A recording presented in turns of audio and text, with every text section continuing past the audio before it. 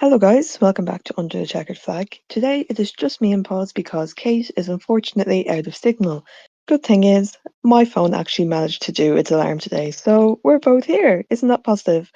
Because it's a race weekend, we will have our predictions at the end, but we have no race to review, so it's mostly just who's been re-signed. So I will start with, I think you guys know, one of my favourite riders in Luca Marini. He has been re-signed to factory Honda for 2026 for a year, but I'll take that. That works for me very, very positively. Um, like if you ask me, compared to everyone else, I'm not a fan of Johann Mir. I don't see why everyone's so keen to keep him in the Honda. That clearly doesn't like him, and he clearly doesn't like the Honda. So why keep him in his misery? Marini has developed it, I think, very, very well, and I think this is probably the best decision to go forth. Pause, what do you think? Yeah, I said this a few episodes back. The technical talk and the communication that Luca Marini brings to Honda is exactly what they need right now to get the development of the bike correct and get it done in good time. So I do understand why they've re-signed him, and I do think that he deserves another year at the very least. So I do think this is a positive signing, and I'm happy for Luca as well. And I agree, as you absolutely should be. Moving on straight away afterwards, we're going to talk about Johann Zarco, who is staying at LCR Honda for 2 years. So I'm actually a bit shocked that he's got a bit more time than Luca Marini, but then who am I to judge? That's not my decision to make. Really positive for him. He's been amazing on that bike. You can't say anything otherwise. You can't, like, compared to Somkyo Chandra, even though Somkyo hasn't really been there. He's just been outperforming him by a country mile, and I think this is the best way forward. But do you feel the same way? Yeah, again, for the reasons I was saying before about Marini being in the factory team, I think that he gets the edge over Zarco in that sense. But Zarco's still a good rider, and I believe has probably made a difference in the development with LCR getting some of the factory parts as well. They haven't been doing that in the last few races, so Zarco can try and focus on getting results. But I feel like at some stage they'll go back to sort of using him as a test rider for new parts and all that. So I think him staying at LCR is positive. I don't think he's obviously not past it, washed up, we could say. So I do think he deserves a bit more time, and 2 years is exactly that. Funnily enough. So yeah. One of the biggest things I think some people have been talking about, or at least something Kate has been very, very interested in, is about Honda restricting the upgrades to LCR. So, like, mostly to Chantra, but what do you feel about that? Because I think it's a bit dodgy considering the fact they have one of the best riders on their team in the LCR. I don't think it's the best decision, even though Marini has been upgrading with the main team for quite a long time and has been doing a very good job of it. To be restricting Johann Zarco from having a better bike, considering what he's been doing now, is not a very good idea. And I think it could bite them in the future. So hopefully they kind of get past that. But what do you think? Yeah, I'm not sure the entire story, so I'm not gonna go full out on this answer. But I feel like I've seen some people saying that it was a mutual agreement between Honda and Johann Zarco to stop giving him upgrades to, as I said before, focus on results. So if that's the case, then I understand it, but the results have kind of dropped off for him, and the factory boys have been getting the results with the upgraded parts. So I don't think it'll be long before they kind of backtrack on that and start giving Zarco some more help with upgrades. And honestly, I wouldn't really mind that, because if they're putting new upgrades on the bike, you kind of want as many riders testing them as you can. So yeah. Yeah, honestly, I absolutely agree. And considering the fact we don't actually have a lot to talk about, Kate, before she left, actually put something into the chat about stewards, and it's to do with everyone's feelings on Simon Crafar and how positive people have been taking his approach to stewarding compared to Freddie Spencer. Because under Freddie Spencer, as you guys know, it was very inconsistent, quite bad. Some riders were getting worse penalties and some were getting easier, and it just wasn't very nice. But under Simon Crafar, it's been, I'd say, as consistent as it can be. Now, there's been some decisions where we're like, not sure about that one, but that happens in every motorsport you watch. So I think I think Simon Crafar, even though I do miss him in commentary and other things, I think this is probably one of the best decisions that MotoGP has made for quite a while, and hopefully they continue this good streak. I feel like personally he's been a bit tougher than Freddie Spencer was, which I don't think is a bad thing. But I also feel like he's letting a few more like racing incidents go where Freddie Spencer would penalize them. So I think that's positive, just because if you're penalizing every little like bump and barge that a rider does, it kind of makes them think twice about making moves, and that in turn leads to less moves and less entertaining racing. So yeah, I think Simon Crafar's been doing a pretty good job, and I think it's definitely an improvement over what we've had the last few years. I honestly couldn't agree more. And considering the fact we have, I think, a little bit too much time on our hands, we are going to delve right into championship standings and talk about them for a little bit, because as it stands, we are currently only on 7 minutes. So, heading right into it first, I suppose I will do Moto3. Um, in fifth, we have. Oh, no, I'm in the racing standings, and that wouldn't be very ideal because that's not what we're looking for. Um, right, let's go through that again. In fifth, we have Alvaro Carpe. Now, for someone who's a rookie, that's honestly impressive enough. Like, honestly, I will take that. It's very, very impressive to me.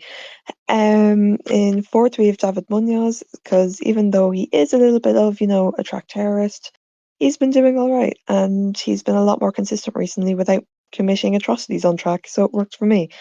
Third, Max Keeles. Yay. I'm not really big on him. I'm not saying he's bad. He's just not a personal favorite. So personally, I don't really care. Second, Angel Baqueras, which is weird to me considering how inconsistent he's been this season. But I suppose when he's good, he's very, very good. So that's all right.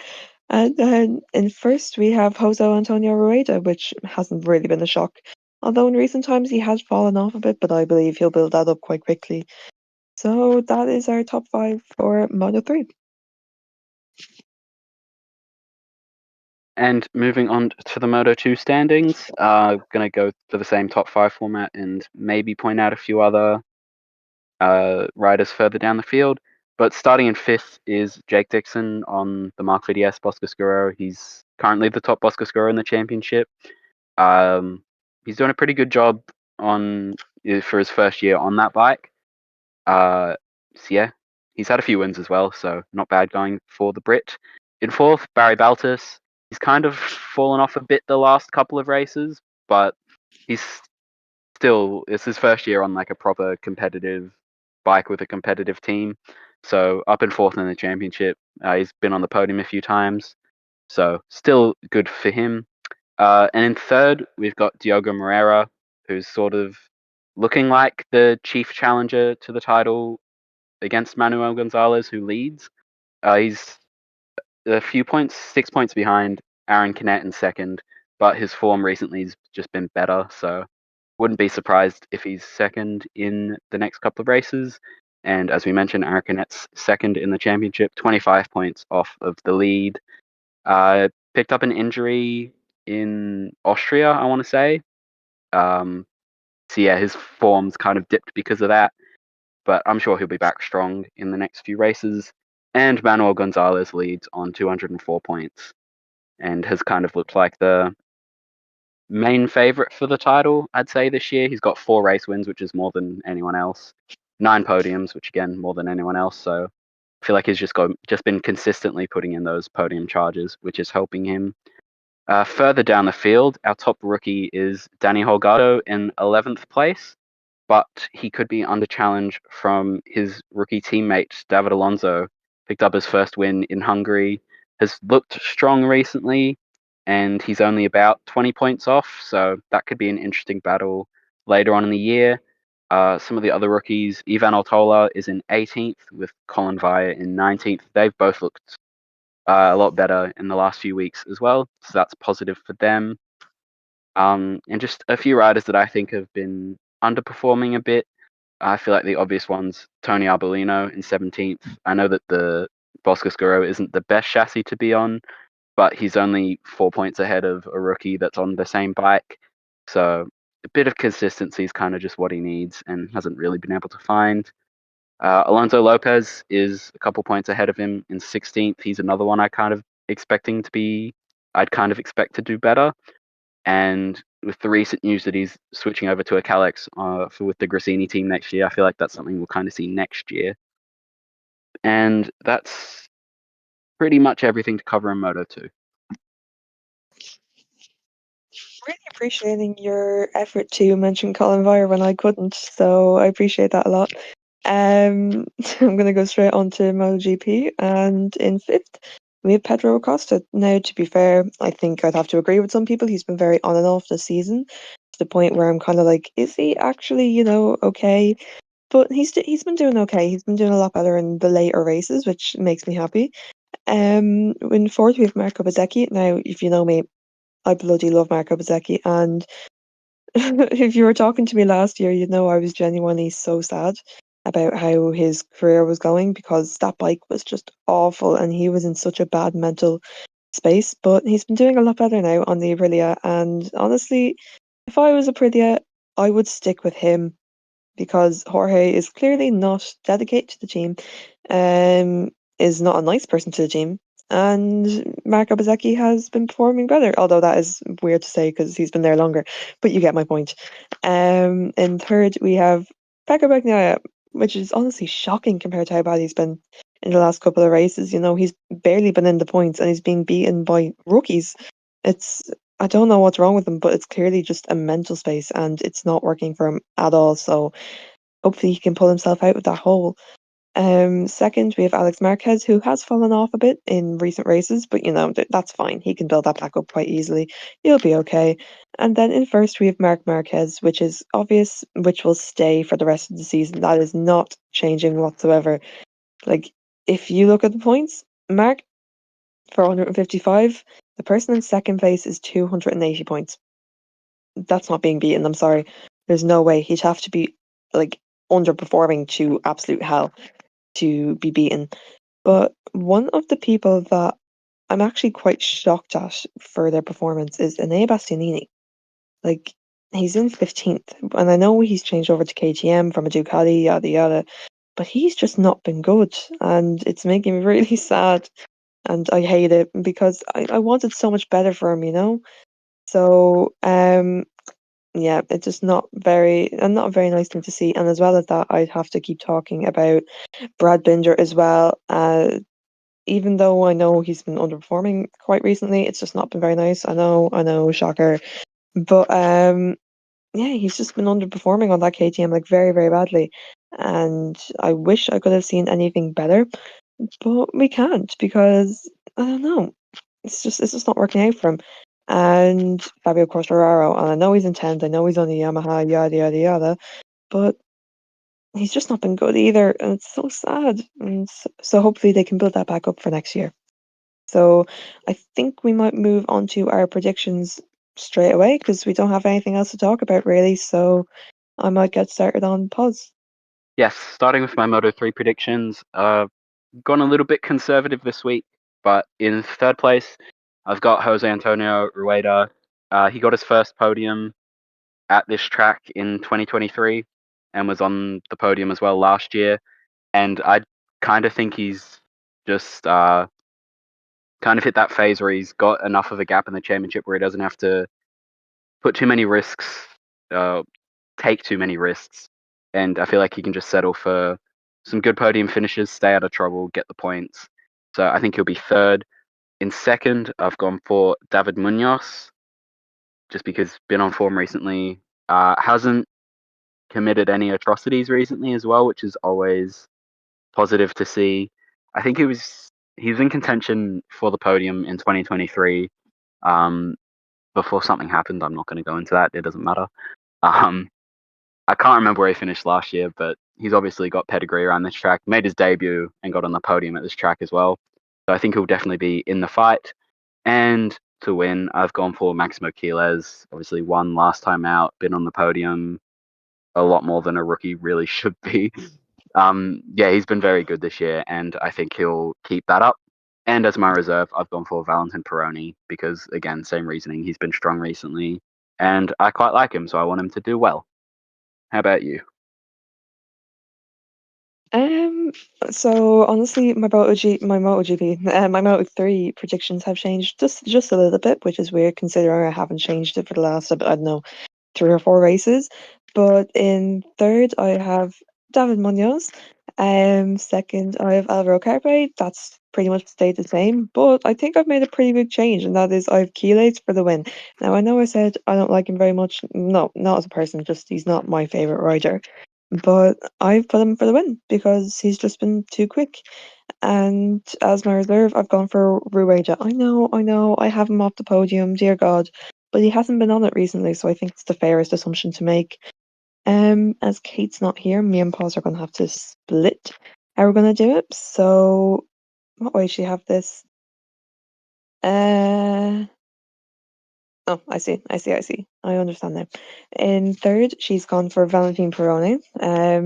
In second, she's gone for David Munoz. So clearly she has a bit more faith than the actual fan. And in first, she has Jose Antonio Rueda. So that's a bit different from me and Paz. And then as her reserve, she's decided to go for Angel Baqueiras. Um, I think we'll move straight to Moto2 with Kate as well, which will be in third, she has Diogo Moreira. Second, she has Jake Dixon. And then in first, she has Manuel Gonzalez, which I wouldn't really agree with considering Gonzalez has been not ideal this year. And then as her reserve, she is stuck with Tony Arbolino. For mine, I have decided to go for in third, Aaron Canet. In second, I've decided to go for Diogo Moreira. And in second, I've decided to go for Manuel Gonzalez. And then in first, I've decided to go for Diogo Moreira. Decided to swap those two around, considering recent results. And then as my reserve, I've gone for Denison. No, I can't go for Denison. He's injured. I've gone for Colin Vire because, yes, I know he's a rookie, but he's been doing well. So let it slide. Let me be happy. Colin Vire it is. Yeah, I've gone not too dissimilar for mainly towards Kate. In my predictions in P3, I've gone for David Alonso. I was in podium contention in the Red Bull Ring before he crashed out, and obviously won the last race. And he won here last year in Moto3, so I think he'll adapt well and be in the fight. As my top two, I've gone for the main two title protagonists, it seems, with Diogo Moreira in second and Manuel Gonzalez to win it. And honestly, couldn't really think of a reserve, so I've just gone for Jake Dixon because why not? That's my theory. Moving on to the sprint predictions. I've gone for Marco Bezzecchi in third. This track is usually pretty good for the Aprilias, so I definitely think he'll be in contention. And it's been good at tracks that it's not normally good at this year. It's been good at tracks that it's not normally good at, so I think he'll definitely be in with a shout. I've gone for Pedro Acosta in second because the KTM just seems like it's a better bike now and has been performing better in the last few races. And surprise, surprise, to win, I've gone for Marc Marquez because he's winning absolutely everything this year. And I don't really see that changing. And then as my reserve, I've gone for Pecco Bagnaia just because apparently he's taken another step forward, found something that he thinks will work. And for whatever reason, I'm choosing to believe him. So I've got him as my reserve. And then moving on to Kate's, she's gone kind of similar. She's got Marco Bezzecchi in third as well, but she's gone with a Marquez 1-2 with Alex in second and Mark winning. And then as her reserve, she's gone for Frankie Morbidelli. My sprint predictions haven't really changed at all, honestly. No, it's decided to just not load. That's nice. There we go. In third, I've stuck with Pekka Bagnaia, even though that might not work considering how bad he's been recently, but I don't have much of an option. Second, Alex Marquez, and then first, Marc Marquez. Shock horror, he's the winner. Problem solved. And as a reserve, I decided to stick with Marco Bezzecchi. Straight into feature race then. Same thing really. Third, Marco Bezzecchi. Second, Alex Marquez. First, Marc Marquez with a reserve of Frankie Morbidelli. So, same thing. Moving on to mine and Kate's predictions, I'll go with mine first because they are the same 4 riders as the sprint, just in a slightly different order. I've gone for Pedro Acosta in third, Marco Bezzecchi in second, and Marc Marquez in first, and stuck with Pecco Bagnaia as the reserve. And for Kate, she's gone Franco Morbidelli third, Alex Marquez second, and Marc Marquez to win. And an interesting choice in reserve, she's gone for Jorge Martin, which isn't actually that bad of a shout. So that's all of our predictions for this week. Okay, I think that's it. Need to stop.